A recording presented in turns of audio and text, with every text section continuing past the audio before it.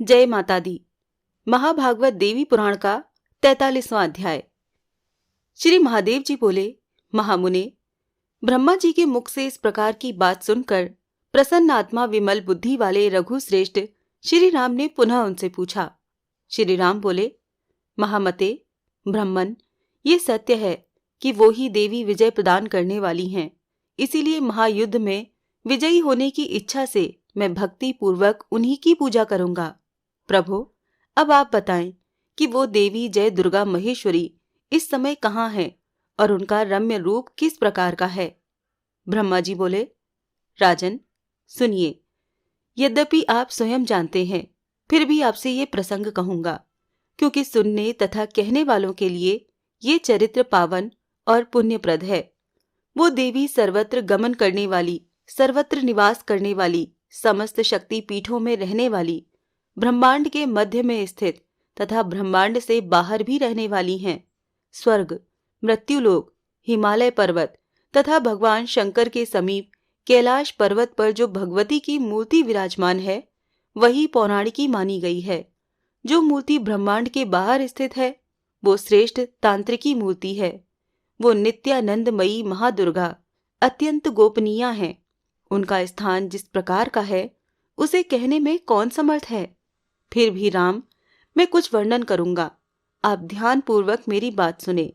राघव, पाताल, भूतल, स्वर्ग तथा ब्रह्मलोक, ये सभी ब्रह्मांड में उत्तरोत्तर क्रम से ऊपर की ओर बहुत दूर तक स्थित हैं। ब्रह्मांड के बाहरी भाग में स्थित दिव्य ब्रह्मलोक से ऊपर की ओर 1,00,000 योजन की दूरी पर निर्विकार शिवलोक अवस्थित है, जहां अपने प्रथम गणों के साथ आदि पुरुष अनिर्वचनीय भगवान सदाशिव नित्य उत्सव में संलग्न होकर सदा प्रमुदित रहते हैं। जो भगवान शंकर के भक्त हैं, वो उस सुंदर शिवलोक को प्राप्त कर करुणानिधि देवाधिदेव भगवान शंकर की कृपा से आनंदित रहते हैं। शिवलोक से 1,00,000 योजन ऊपर विष्णुलोक अवस्थित है, जहां शंख, चक्र, गदा और पद्म धारण किए हुए भगवान विष्णु भगवती लक्ष्मी के साथ विराजमान हैं। भगवान कमलाधिपति का वो लोक भी अवर्णनीय है। वो दिव्य ज्योति से प्रकाशमान रहता है और नाना प्रकार के रत्न राशि से शोभायमान है। जो भगवान विष्णु की भक्ति में संलग्न है, वो भगवान विष्णु के प्रभाव से उनका सालोक्य प्राप्त करके देवता, गंधर्व तथा किन्नरों के साथ उस विष्णु लोक में नित्य परम आनंदित रहते हैं। वहां पक्षीराज गरुण भगवान विष्णु के द्वारपाल हैं। शिवलोक के वाम भाग में मनोरम गौरी लोक है, जो विचित्र मणि माणिक्य के समूहों से अति शोभित है। वहां जो भगवती जगदम्बा की वैदिकी मूर्ति है, वो 10 भुजाओं से युक्त अलसी के पुष्प के समान प्रभा वाली और सिंह के पीठ पर आसीन है। वो देवी 16 द्वारों से सुशोभित रम्य मंदिर में अवस्थित हैं। उस मंदिर के स्तंभ विभिन्न रत्नों से जटित तथा वो मंदिर पताकाओं से सुशोभित है। स्तुति करते हुए देवता और मुनींद्रों से वो सर्वदा सुशोभित रहता है तथा असंख्य सेविका वृंद और भैरव उसकी रक्षा करते हैं। सभी ब्रह्मांडवासी ब्रह्मादि देवता तथा भगवान शंकर और विष्णु वहां आकर उन जगदम्बिका की पूजा करते हैं। सभी बैकुंठ लोकों से विशिष्ट दिव्य ज्योति से संपन्न प्रभा वाले गोलोक में, जहां भगवान कृष्ण भगवती राधा के साथ विहार करते हैं, वह गोलोक श्रेष्ठ रत्न राशि से सुशोभित तथा कल्प वृक्षों से आच्छादित है और वो ब्रह्मर्षि गणों के द्वारा चारों ओर की गई वेद पाठ की प्रतिध्वनियों से निनादित है। उस लोक में रत्न जटित स्तंभों से सुशोभित मंदिर में द्विभुज भगवान हरि स्वयं अपनी इच्छा से देवी राधा के साथ रमण करते हैं। रघुश्रेष्ठ, उससे 50 करोड़ योजन ऊपर महादेवी का दिव्य लोक है, जहां देवी जगदम्बा अत्यंत गुप्त रूप से विराजमान रहती हैं। भगवान श्री कृष्ण की अर्धांगिनी राधा जी भी, जिनकी कला के करोड़वें अंश वाली हैं, वो ब्रह्मा, विष्णु और रुद्र आदि देवताओं के लिए भी दुर्लभ देवी स्वयं वहां विहार करती हैं। वेद, आगम, स्मृतियों और वेदांत आदि विविध दर्शनों में अनेक प्रमाणों से निश्चित जो एक परिपूर्ण ब्रह्म तत्व है, वही साक्षात नित्या भगवती हैं। रघुपते, वो नित्य अति सुखदायिनी, एकांतवासिनी तथा सभी देहों में नित्य विराजमान है। वो ही विश्व की आश्रयदात्री और पराशक्ति हैं।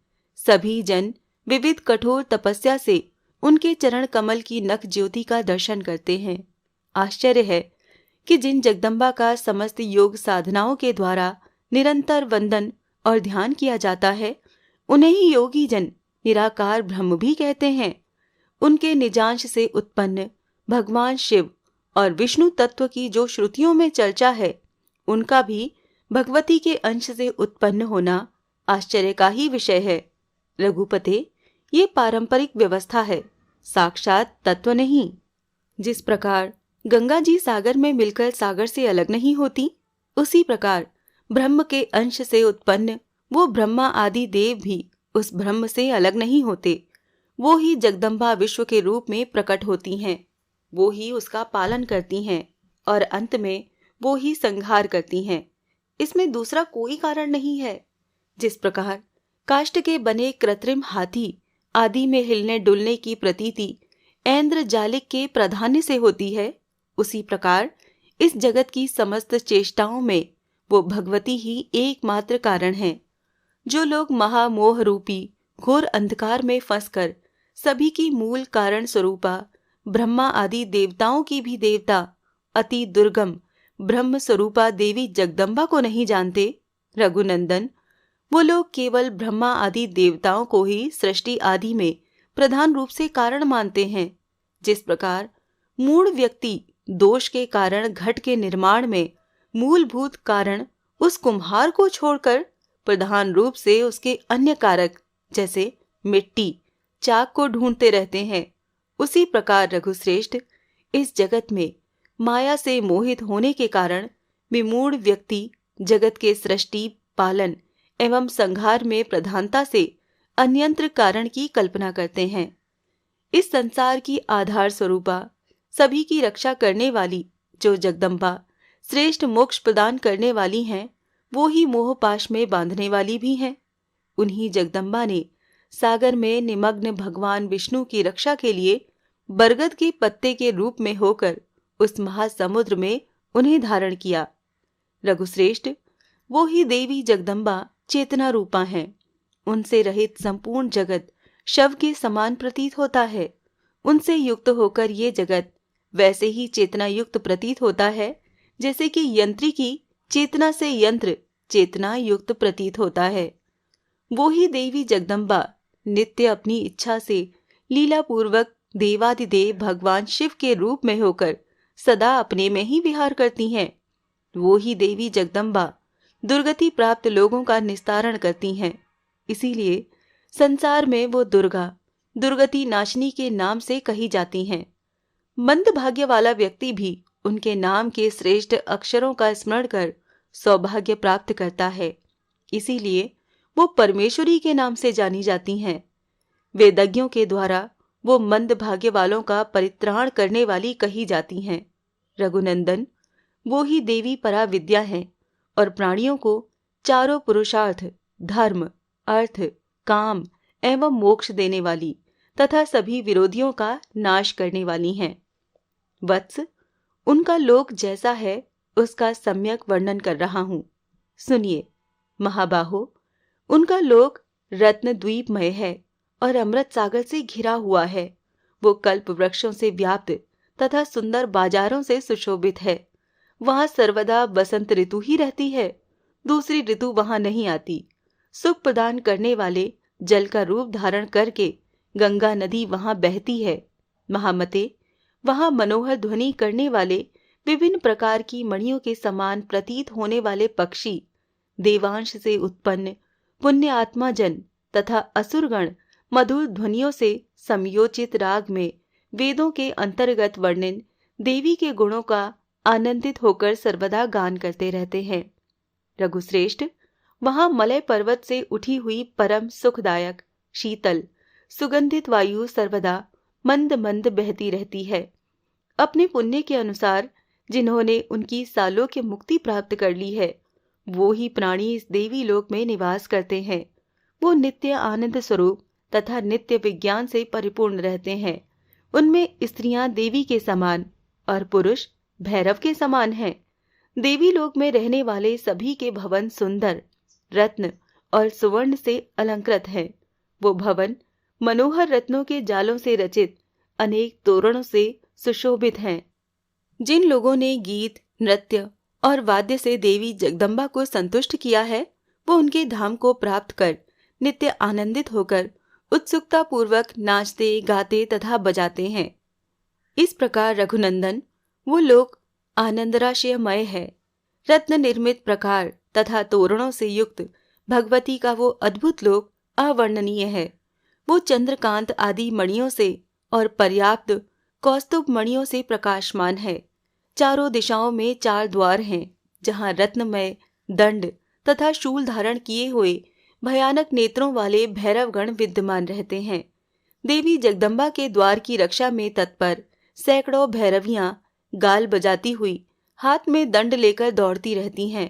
राघव, वहां मनोहर तथा स्वच्छ विभिन्न पताकाएं और ध्वजाएं फहराती हुई सुशोभित हैं। नगर के मध्य में बहुत से सुंदर चबूतरे बने हुए हैं और वो ऊंची ऊंची अट्टालिकाओं से घिरे हुए हैं। उन अट्टालिकाओं पर भी द्वारपाल स्थित हैं। उनके मध्य में देवी का अंतःपुर विद्यमान है। रघुनंदन, वहां द्वार पर स्थित गणों के स्वामी गणेश तथा षडानन देवी के वो दोनों पुत्र देवी के दर्शन की इच्छा करते हुए ध्यान मग्न रहते हैं।